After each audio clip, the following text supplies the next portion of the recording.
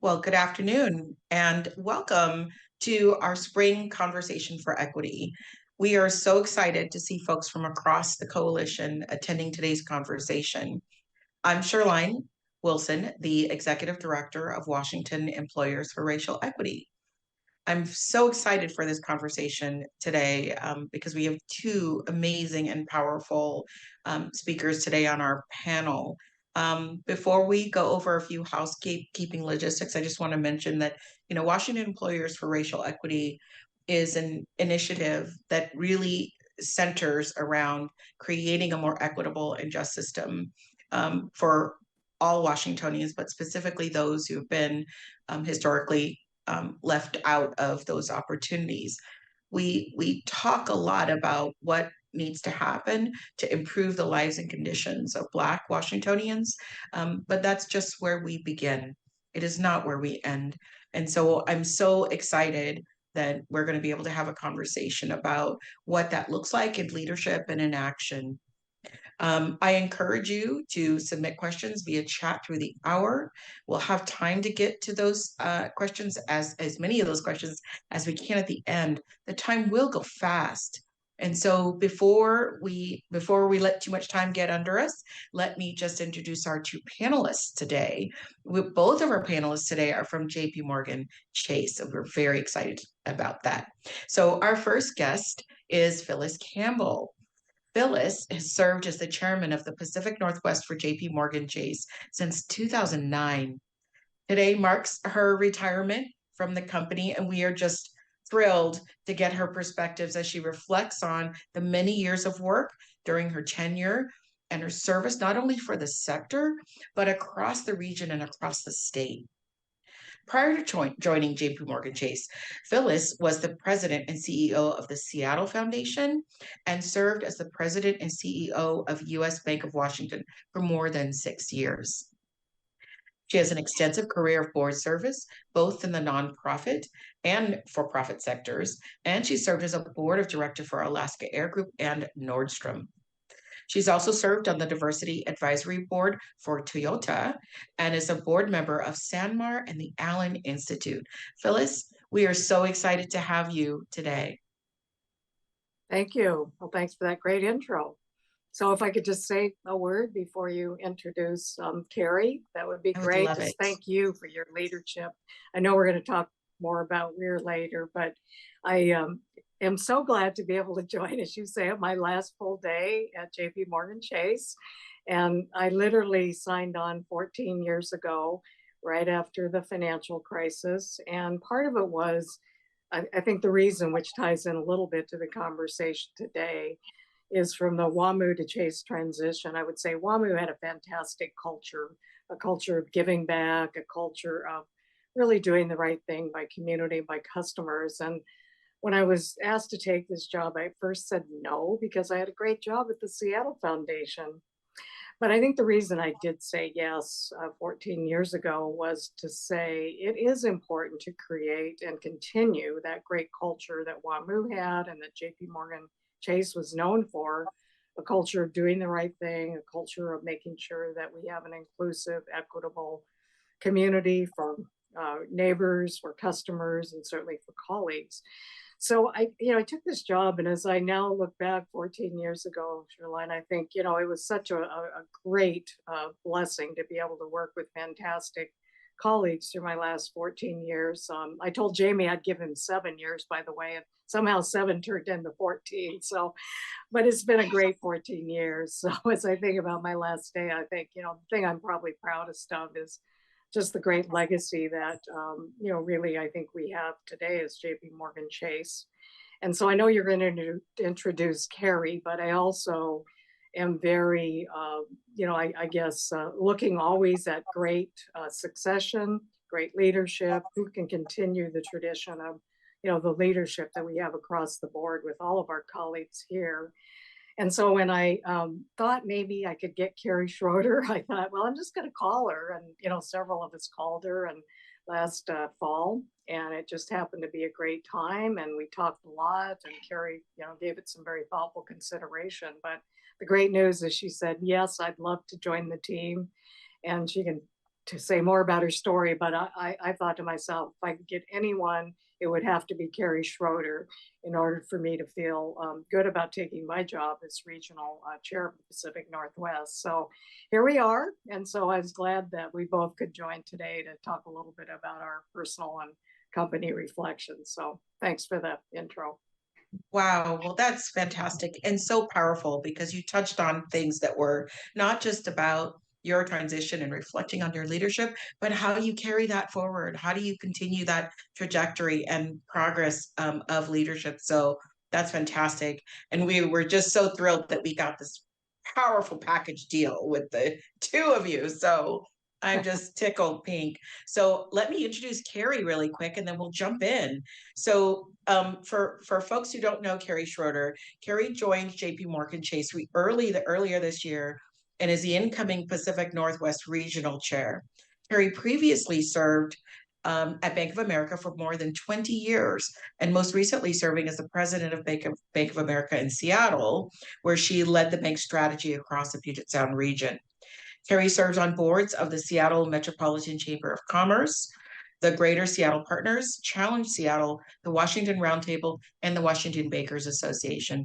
And we are just so excited, Kerri, that you have opted to join us today and in such short order. I thank you so much. So would you like to say hello to the audience?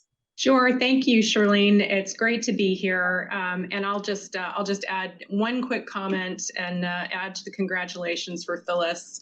We are going to miss her immensely at JPMorgan Chase. And I was at dinner with a client last night and was talking about this transition and relayed to him that it was one of the single biggest professional compliments of my life to have Phyllis Campbell approach me and say she wanted me to be her successor. So thank you, Phyllis.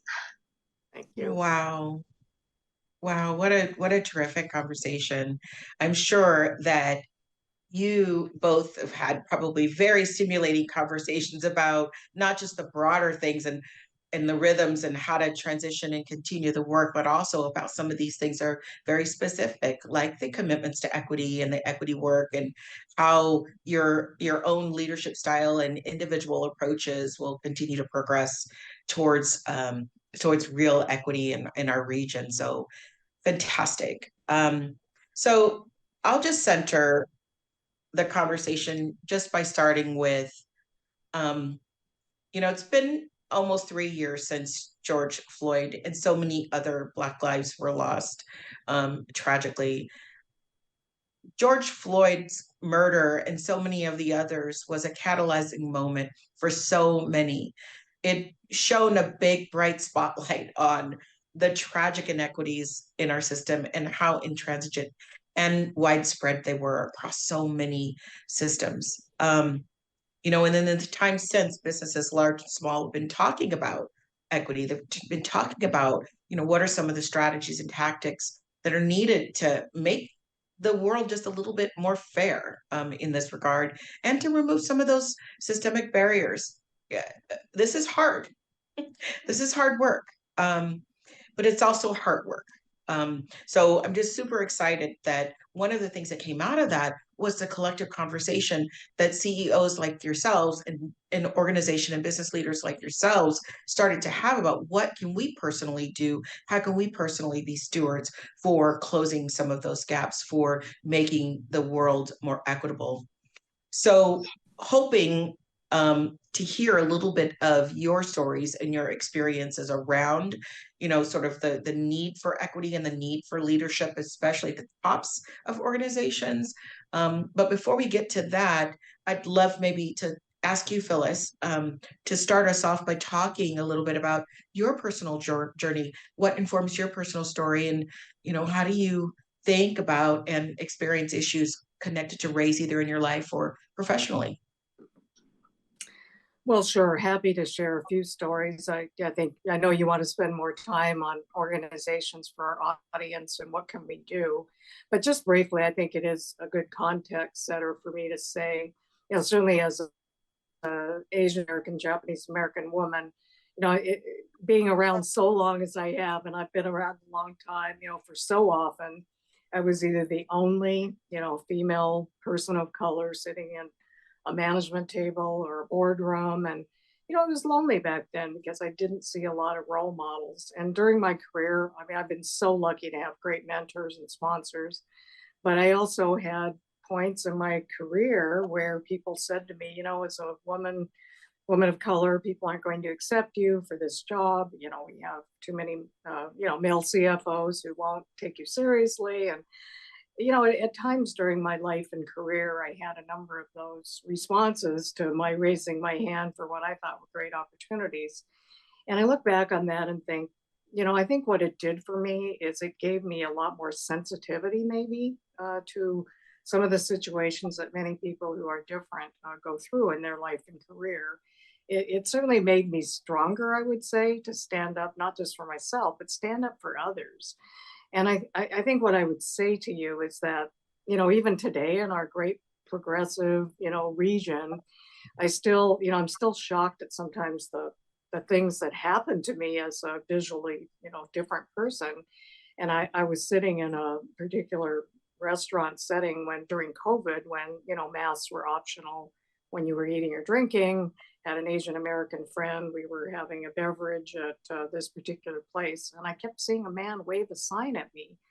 And I finally realized that it was a sign that said, "Please mask," you know, while not eating or drinking. And you know, I kept waving the sign at me, and finally the waiter went over and said, "You know, sir, they're having a beverage. You know, that it's fine." And I heard him say, and the waiter confirmed it later, that he said something about the China virus, they should wear a mask. And I mean, honestly, I think today in our community, I was so shocked by that. And yet, you know, with the anti-Asian violence, so many things going on, I guess I shouldn't have been shocked. But I think it brings up the point, the larger point that you're talking about. And that is, I mean, if this is happening to me, I know it's happening much more frequently to our, you know, to our Black colleagues and friends and neighbors who get stopped routinely by the police, who are, I mean, it's just one of those things that it gave me a hyper awareness that it's still happening today and it's happening in our community. And so personally, I would say to you, you know, I think I'm much more sensitive to it because of my number of experiences growing up. I'm not hardened by it, but I'm determined to say it's important that we all stand up for each other, stand up for especially people who are different, especially our Black friends and neighbors who I think are most desperately affected. So in any event, I think that's where you know, just my personal background story in brief that kind of brings me to this place, and, you know, why we're so involved in the Washington Employers for Racial Equity, why we got involved with the Challenge Seattle efforts and so many others that are going on. Yeah, absolutely. And I mean, every single time I hear a story such as, or an experience such as the one that you experienced, it just reminds me that this is such an important thing for us to be intentional about, and to be sensitive and to be aware that these things are sometimes just right below the surface. And it's does throw you off a little bit because you're like, wait a minute, it's 2023. What is happening here? So I do appreciate your story, and it's just, you know, those kinds of situations really impact me deeply. And you're right, it's something we all have to continue to work on together. Kerri, what about you? What brings you to have deep passion and caring for issues of racial equity, for issues of justice, and equity and equality? It's a great question, Charlene. You know, in my personal background, I'm a daughter of two immigrants. My parents came to the US as teenagers seeking a better life. And I think when I look at the opportunities that I've had, I've really had the opportunity to live the American dream. And it's really clear to me that those opportunities aren't equally available to everyone. And it shouldn't be that way. It should be easier for people to work their way up the ladder, to build individual and family wealth, and to take advantage of all of the opportunities that this country and this economy offer to us. I've spoken to so many friends over the years about their experiences as people of color in the US. And it just breaks my heart that, to your point, so much of that is still right below the surface. And I'll share just one brief personal story. My husband is also Japanese American. His mother was Japanese. His father was American. He was born and raised in Kobe, Japan, and came to the US as a teenager to go to boarding school. Served in the US Air Force for 20 years, retired as a colonel. And he is not identifiably of any race. And I am appalled at the number of times that people feel free to ask him, "What are you?" Just like needing that racial ethnicity to sort of place him in a bucket.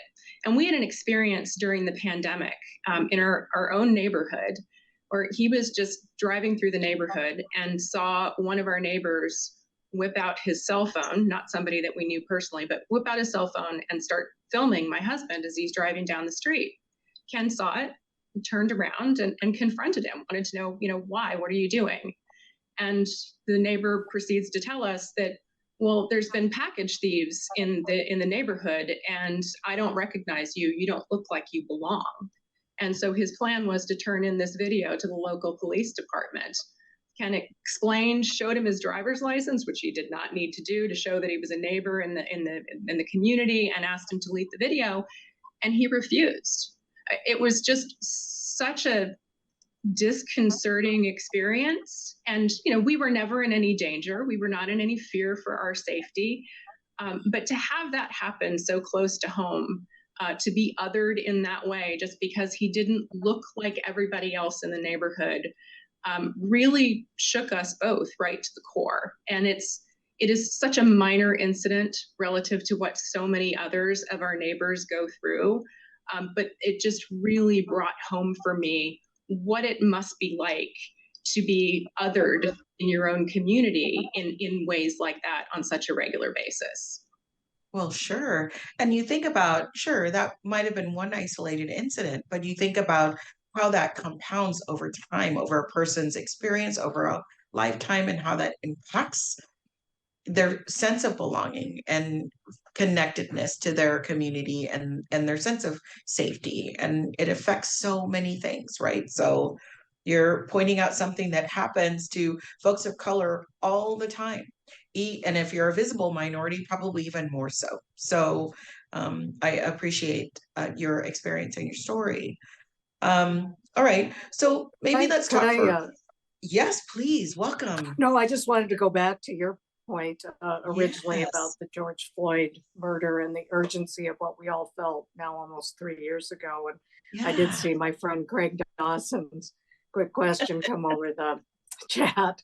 And hi, Craig. And, he's somebody obviously we're so lucky to have in this community. He really sort of raised the issue with that began Washington Employers Racial Equity. I think, your point about how do we maintain the momentum, number one, of something that happened 3 years ago, because we're all really good at responding to crises and something that's very immediate. But I would say from my experience, it's really hard to, as you point out, sustain the efforts, because there isn't that immediate crisis in front of us that the George Floyd murder put, front and center 3 years ago. Lots going on, but, that really, I think, was the catalyst and the call to action. And then I think, Craig, your additional question was, now there's some folks out there saying, well, that's, you can't go too far, to look at initiatives to help Black Washingtonians because it's reverse discrimination, or even worse, it's, and I think that's a real issue that we have to lean into. And I guess what I would say are a couple of things, just, back to your point about what happened 3 years ago, is the Washington Employers for Racial Equity was formed. And thank goodness you're the leader and doing a fantastic job.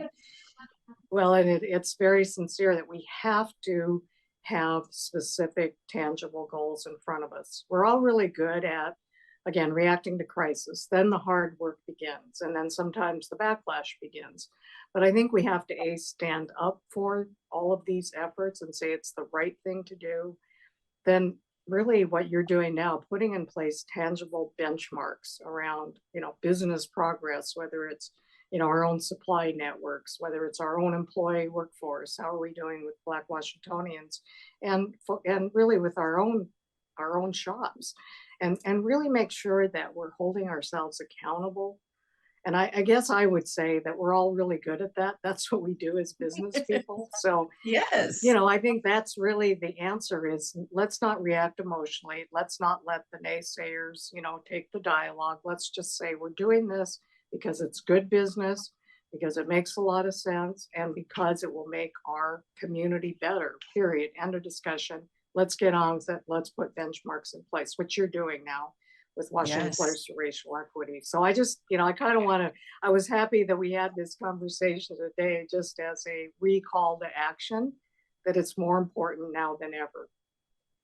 Yes, and it's true. And one of the things that I think is really critical is when we have these conversations for equity is really for the folks who are, I mean, we have a list of, we invite, 800 or 900 people to these conversations. We don't always get that many, but we invite a pretty big swath of folks, but they're from various different levels within organizations like yours, right? And so a lot of times when we talk about these things, someone hears an organizational leader or a CEO talk about their commitment to equity, but does that translate?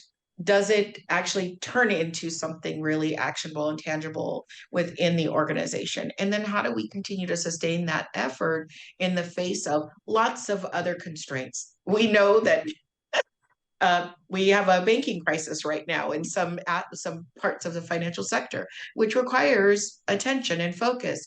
But we need to also be able to hold in constant our commitments, our prioritization for equity, while still reacting to business realities. So I appreciate so much that you brought up the benchmarks and benchmarks for progress, because one of the ways we can really assess how we move towards those commitments is regularly snapping that chalk line, regularly measuring how well are we doing against those commitments, and engaging in these types of these types of conversations. So right. this is awesome. And I would just say, I'm very proud at JPMorgan Chase. 3 years ago, we did launch a nationwide $30 billion racial equity commitment, specifically to look at the wealth gaps and look at the home ownership gaps, especially for Black and brown neighbors and colleagues across the country. And it's startling what the data shows. The data shows startling wealth gaps, startling disparities. I mean, you can't argue with the data. So I guess I kind of go back and say that's what Washington Employers for Racial Equity is doing.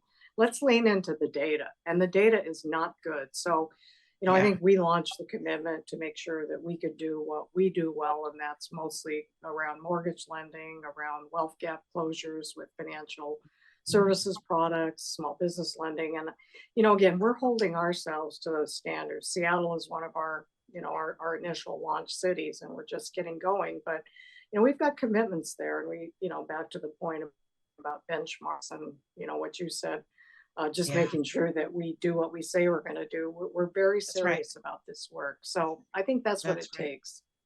Yeah, and I appreciate that so much. And what's interesting is you actually, and I love that because you helped me transition into my next question, but I was going to think about how you have, over your tenure and time at JPMorgan, and of course lots of other organizations that you have led, have really sort of charted this course. And I think that it is programs and projects that you have launched or managed and stewarded that I think represent that forward momentum.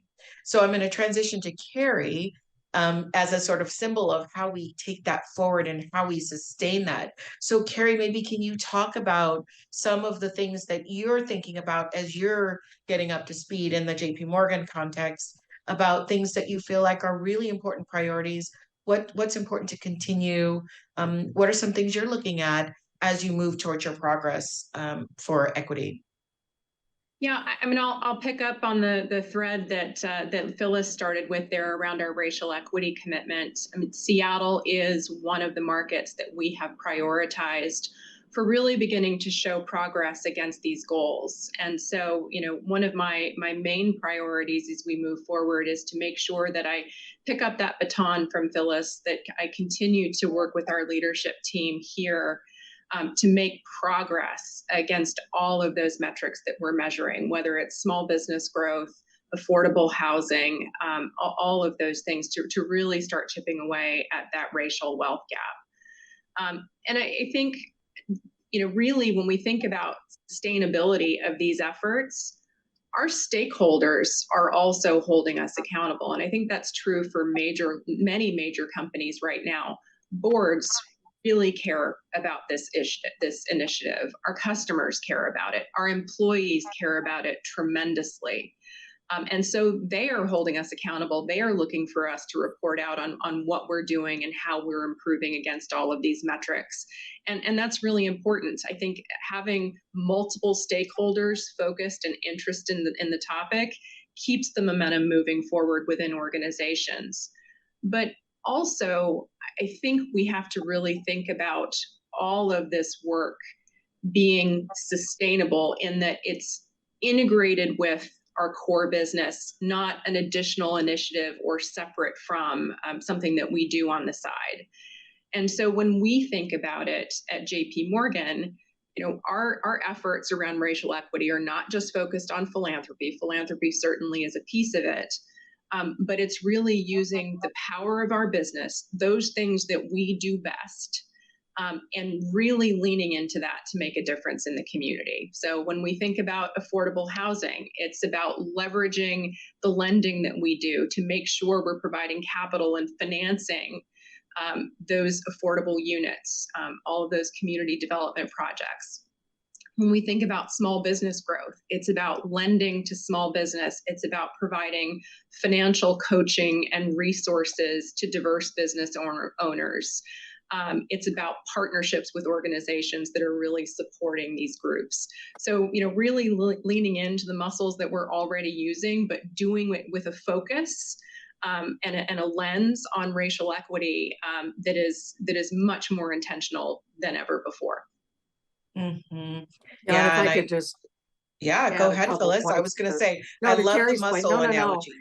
No, it's all good because, I think many of you know the name Melody Hobson. She's one of the co-CEOs of REL Capital out of Chicago, and Black woman, probably one of the most prominent Black women in the country.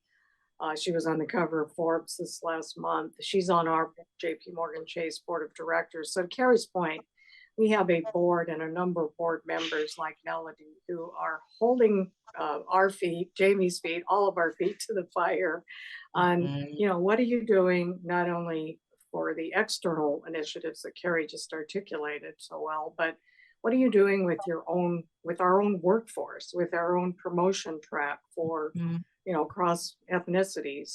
How are we doing? How do we know there's progress being made? And I will tell you, we've got a long ways to go. Yes. I would love to tell you that we're doing great, but we're not. And but I think to hold the mirror up to Kerri's point that realize that, look, this is not just ourselves, including our board, but it's the community who looks at us and says, do they really look like the population that they serve? Do they really, is their supplier network as diverse as, the population that in general? Those are all the questions that I think stakeholders rightfully are asking. And that really helps pressurize, I think, the whole importance of why we're doing what we're doing, in addition to just, as you said, racial justice and all of the things that we know are the right things to do. Yes, well, absolutely. And it is about building a stronger Washington. It's about building stronger organizations and organizations with products and services that reflect the communities that you're working in and serving in. And so I absolutely love that you went there around leadership and reflecting on what leadership in your organization looks like, what the trajectory of leadership looks like, and what your board and stakeholders look like. Those are critical parts of how we progress and advance towards those commitments to equity, and we're all better for it. And so I sure appreciate your thoughts on that. So maybe we could talk for just a second about workplace culture. And so, Kerri, you mentioned this, but Phyllis, I think you'll have, maybe we'll start with you, Phyllis, in thinking about how have you thought as a leader about the diversity around you, the diversity in your team, and the culture of inclusion. Would you say a word or two about how you've approached that? Sure. Well, I think you hit the nail on the head around culture, and I'll say a word about that. I also want to say a word about sponsors and mentors, and maybe that gets back to a personal reflection too.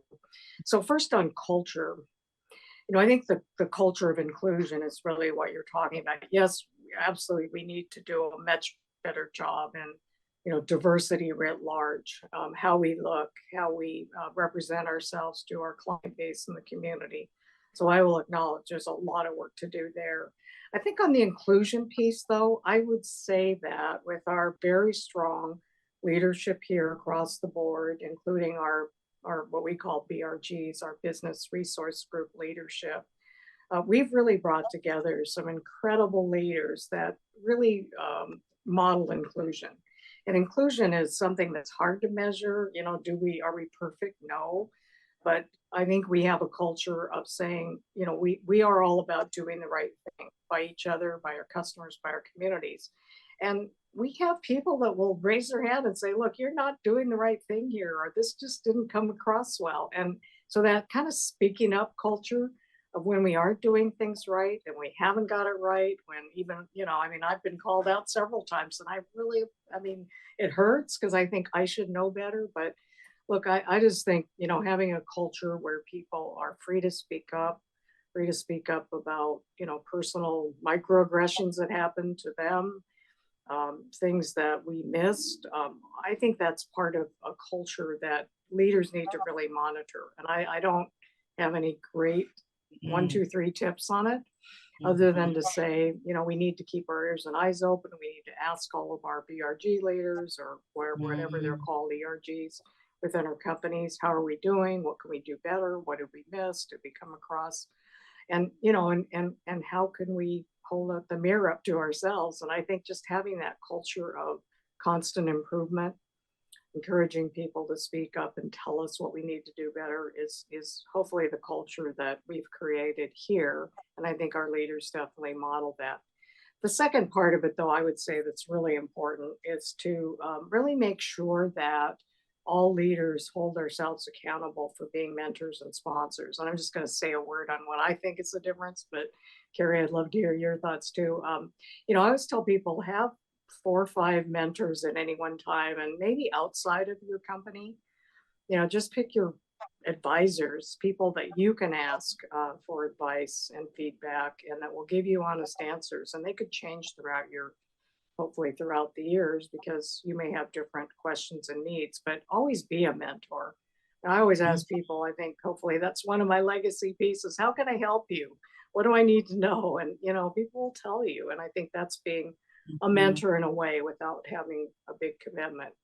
Being a sponsor, though, I think for senior leaders in any company, and it could be a small company or big company, is opening doors, actively opening doors for people. Yes. And as you know, I've opened doors hopefully for people of color and women on company boards, corporate boards. It's something I'm proud of. There's still a lot of work to do, but I try to look for where can I actually open a door, endorse, somebody for something, and say, this is a person you actually ought to know and take a chance on, or this is a person I think would be great for your leadership position or your board, or and I think those are the kind of things as senior leaders that we can do, because our endorsement quite often will carry some weight with somebody who may not know X, Y, or Z, especially a person of color that may not have access to these networks.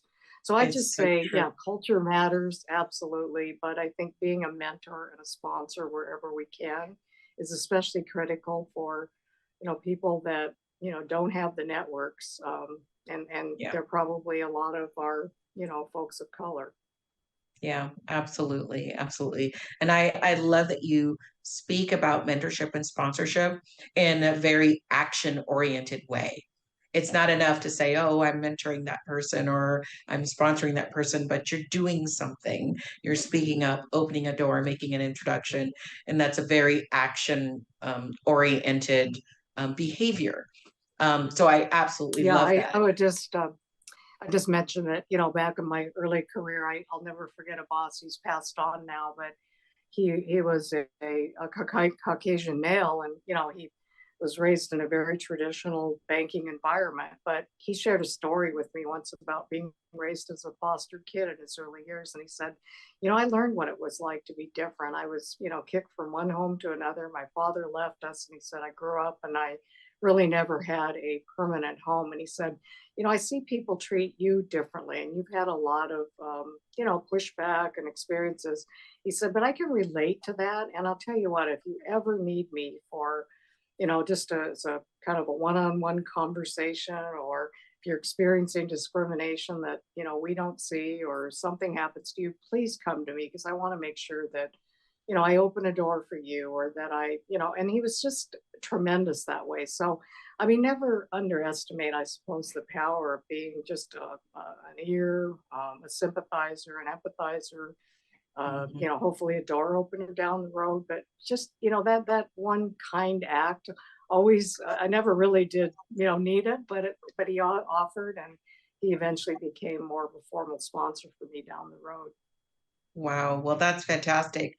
Which actually, I didn't sort of name the obvious thing, but as three women sitting here, we talk about the value of mentorship and sponsorship, particularly in spaces that are predominantly male dominated, right? And so maybe, I don't know, let's just take a little sidetrack here and just talk about, gender and moving through these spaces and does that change or shift the way that you think about or approach creating workplace cultures or environments of inclusion? And maybe we'll start with Kerri.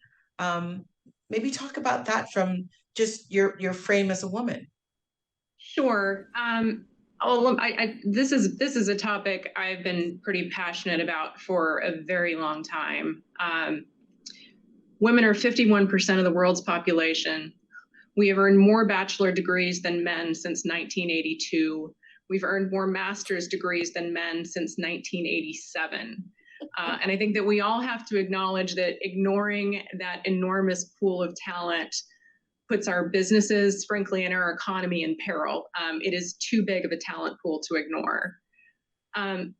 And the business case for diversity, and I think about, diversity multidimensionally here. It's women, it's people of color, it's just the broadest possible definition.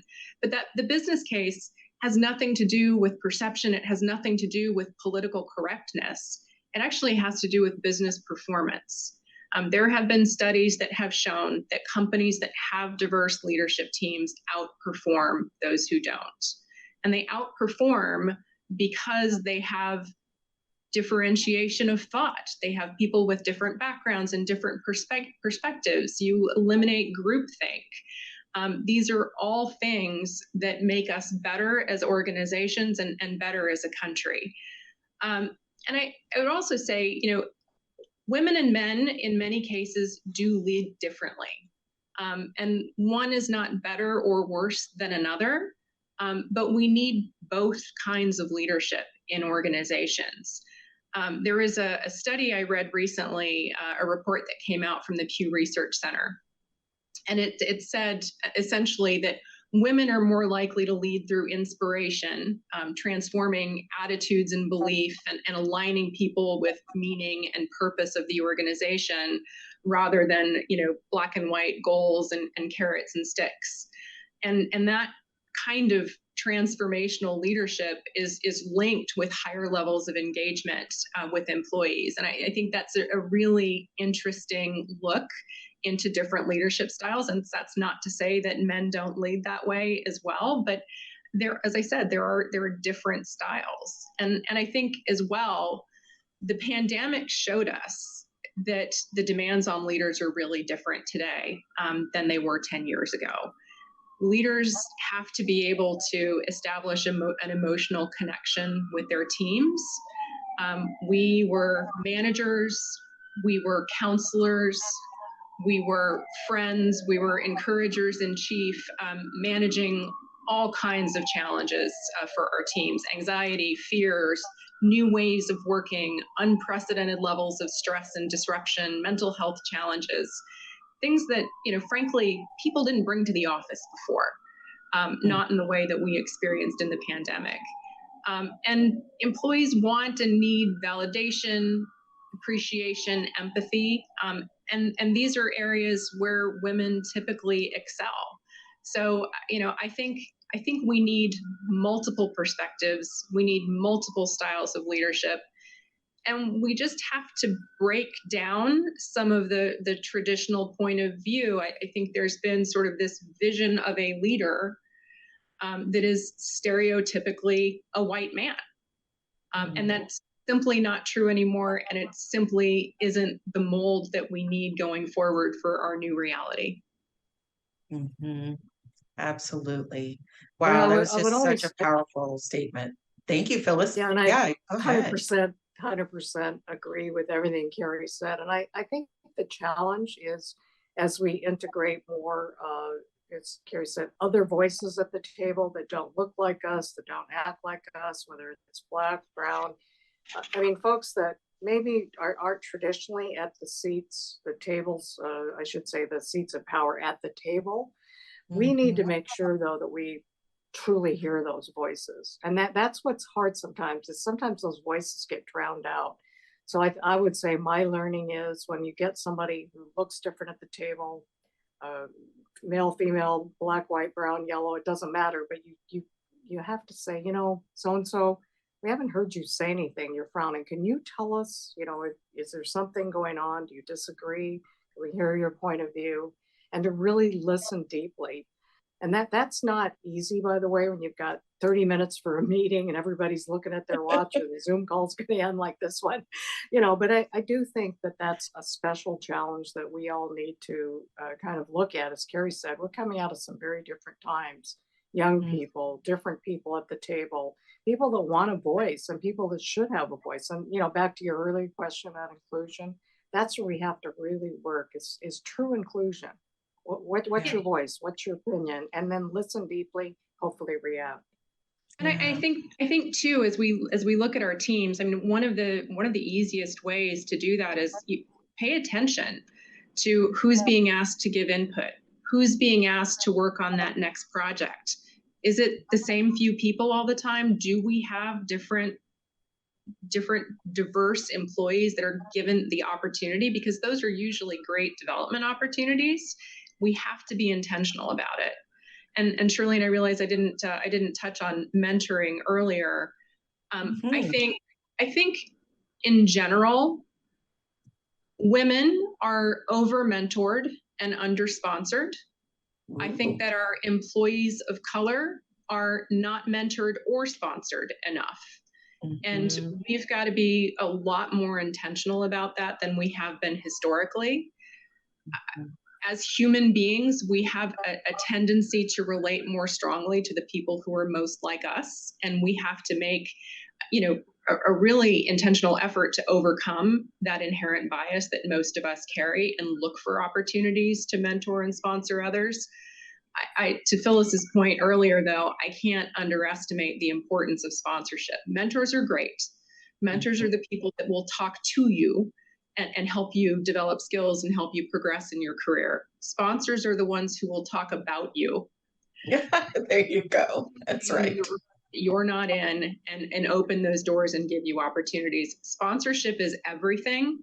And we have an obligation to make sure we are choosing and sponsoring people to rise up, and making sure they're the right people, that it's a diverse group of people, and that we're really developing that next generation of leaders. 100%. Well, and I know everybody on this call is committed and knows that, especially for, again, Black Washingtonians. I mean, that was really, for those of you that weren't in on the founding of the Washington Employers for Racial Equity, I would just say that probably the folks that tend to get left out of most conversations and lack of sponsorship are Black colleagues. And I think that's, that is just, the numbers show it. We need to do a much better job of being intentional, to use your word, Kerri, about sponsoring, opening doors, making sure that again, Black Washingtonians, which is really the bullseye of the Washington Employers for Racial Equity, are sponsored and are championed, and so that the wealth gap and hopefully eventually the leadership gaps are closed, because it really is probably the big miss that we have here in this state and region. Yeah, for sure. This has been such a powerful conversation, and I don't know what you, but we could talk for the next 5 hours, because we could really get after this, and we might be able to solve a few things. I have a feeling. So, but before we transition to audience questions, I want to ask you one thing about what's felt hard about this work. Where have you encountered resistance? And maybe just say a word or two, each of you, about how you overcome that. How do you sustain your energy to keep coming back at this equity stuff, right? So maybe, Phyllis, do you mind starting, and then I'll go to Kerri? Sure. Well, I think what's hard about it is maybe what Craig raised in his initial question, is we have such a divided nation. We live in a state and a region probably where we all kind of, at least we typically have one political point of view, or at least lean a little bit towards one political point of view. But you go outside, across the state line of Washington, and you find there are some very different thinkers about some of the issues we're talking about. And I have to tell you, what breaks my heart is to have these accusations of, quote, well, you're engaging in a, quote, woke culture. Well, what is that? Or, all the things that, you hear politically that are really accusations that, maybe Craig's point was reverse discrimination, whatever it is. And that's what we have to stand against, is to say, this is about doing the right thing. This is about a country where we all need to have opportunity. And I guess that's what's hard, though. That's what's hard, is even some friends and neighbors that in our own community will say things to me about your racial equity work. Why are you emphasizing Black and brown populations at the expense of blah, blah, blah? And I would say, this is not at the expense of anyone. This is to everyone's benefit. And if we don't get after this, we're going to have a nation that will be either further torn apart. So I think that's what makes it hard, Shalane, is I just hear these, I don't know, the other end of the spectrum, who will use this for political aims and political ends. And that's just not acceptable. We all have to stand up and say, I think, Kerri, your earlier point, this is about, creating a great community, creating a great businesses, creating a diverse table that will, in the end, make us all better. But we're not there yet. We're far from, being there. So a lot of hard work, and there's going to be more resistance, but we have to stand up for what's right. That's for sure. Wow. Thank you. Hear to that. That's great. Great response. Kerri, what are your thoughts? What feels hard to you? And where are there areas where you've encountered resistance? I think there are two things that make this work really hard. One is, it is incredibly complex. If there were easy answers, easy solutions to any of this, we would have figured it out by now. We would have made more progress. Breaking down systems takes time. It takes determination. It is just hard work. I think the second thing, and this is, take a little bit on Phyllis's point. Too often, I think people view work around equity as taking a fixed pie and dividing it into ever smaller pieces to make it go around to everybody. And I think that's the wrong point of view. I think the goal of equity is to help everybody understand that what we're trying to do is grow the pie so that there is more for everyone. When our Black neighbors do better, they spend more in restaurants and stores and with businesses in our economy. They pay more in taxes that raises the funding of our schools. Like, it is a virtuous cycle. When we all do better, we all do better. And that is something that I think we just have to continue to reinforce, so that we're not coming at this work from a perspective of scarcity, where everybody feels that something that goes to my Black and brown neighbors is coming out of my pocket or coming from my children's future. That's just not the way it is. It's building the broadest economy, the most equitable economy that we can, and that rising tide lifts all boats. Yeah, I really appreciate that statement. And the only thing I would say is I get this question a lot on corporate boards when I'm asked, well, if you want to add a Black director to my board, then that means, are you asking me to step up? And I basically said, then increase the size of the board. I mean, what's the issue here? It's just a bylaw issue for, to Kerri's point, it is not a zero-sum game. This is about increasing the opportunity for everyone, increasing the diverse voices at the table. So, it's not asking someone who's had this board seat for 20 years to step up, although it's probably a good idea, but that's another subject. But I would certainly say that diversity is additive to the game, and adding to the closing the wealth gap is additive to our community and our business and our country, and we should think of it in that way. And I think that's, to Kerri's point, the hardest part of trying to convince people. This is not about you giving up something. This is about adding to the full picture so that we can all have more. Yes, absolutely. Wow. Oh my goodness, this is really an impactful dialogue on this about abundance and thinking in an abundant mindset, and not in the zero-sum game mindset. So one of the questions from an audience member asked the question of, how do we convince people, including employees and staff, sometimes leaders, sometimes peers, that we're not in a zero-sum game, right? That we do need to shift. And to your point, really understanding that, look, the difference here is about changing a rule or removing a barrier, particularly when those systems and those barriers were set up at a time where we had this homogenous circle, right? Now we're trying to have a more inclusive circle. So perhaps it is an opportunity for us to say, maybe we need to be a little bit bigger to make room for someone else at the table. So one of the questions was, what are some of the ways that you convince folks to adopt your mindset of inclusivity, your mindset of diversity? Well, I think that, it's a great question. And I think part of my mantra throughout my leadership time at the bank and before that was to make sure we answer the why question. Because I think we all know this, and probably everybody on this call is there, and we know why this is important to do, and everything we just said, everybody's probably nodding, going, yeah, I get it, I'm with you, yeah, 100%. The issue is that many people don't know the why, and that's not their fault. Any change initiative or anything that requires hard work, like this issue requires hard work, requires the why. Why are we doing this? So I know it sometimes sounds overstated, but I often go back to, let's just take a moment and ask not just the what, but why are we doing this? And I think, again, Kerri made the point, at the end of the day, we're all better. How is that?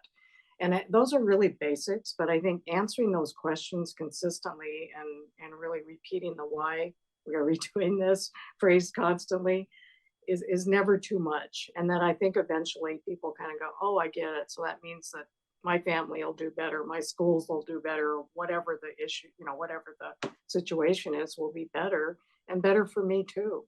And I think that's probably some of the secret of getting more people involved. Yes, fantastic. So we'll take Kerri, we're going to put the last question to you, and then I'll do the wrap up. So Kerri, your thoughts on how do you convince people? I think it really is sort of helping everybody take a step back. And not looking at this issue necessarily all the time right at the ground level at individual outcomes, individual decisions, but the broader impacts over time. But sometimes those individual impacts are the hardest, particularly as we think about employees. And I think what can really help is being transparent about our processes, about what we're trying to achieve, how we're evaluating talent for promotion, making sure people understand, hey, if you're up for promotion, here's the criteria, here's what we're looking for. So everybody's operating off of that same set of rules.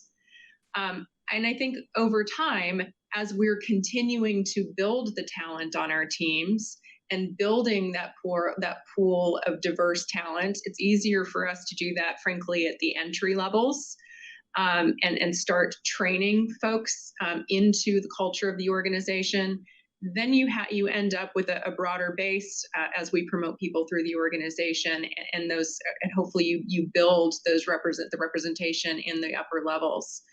One of the things that I have asked all of the leaders on my team to really think about is to make sure, not that we're going to make diversity an absolute criteria for every hiring decision, but we should absolutely 100% of the time be interviewing diverse slates of candidates.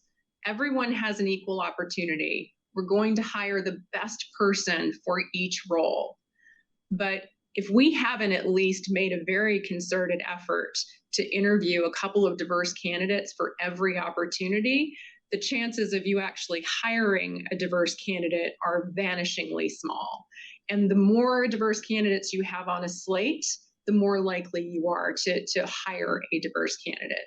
It also really helps, again, thinking about promotion, which is one of those things I think that impact our employees the most, is making sure that as we interview for roles that we have diverse slates of interviewers as well, that we're getting multiple perspectives on candidates so that we're getting the most well-rounded perspective of each candidate's abilities and how they'll fit into the role and the culture of the organization. So again, being transparent about how those decisions are made, being transparent about priorities, and about the good that it creates for the organization and the community as a whole is really the most important thing in trying to achieve buy-in.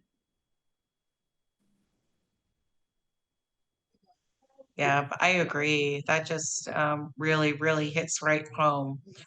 So we are getting close to the bottom of the hour and ready to transition off. This has been a wonderful conversation. I thank you so much. This has been our first conversation for equity for 2023, and I couldn't think of a more appropriate and fantastic panel to kick us off for this year. So in close, we are so grateful, Phyllis, and so grateful, Kerri, for taking the time to be with us today, and for joining us in this space in the interest of meeting our equity goals and our commitments to progress. It is so powerful to attract you, Kerri, to our partnership with Weir, and so looking forward to many more conversations that I hope we'll be able to have as you get your feet under you in your new role and really, take on the ambitious goals that the organization has writ large. Phyllis, I don't know what to say.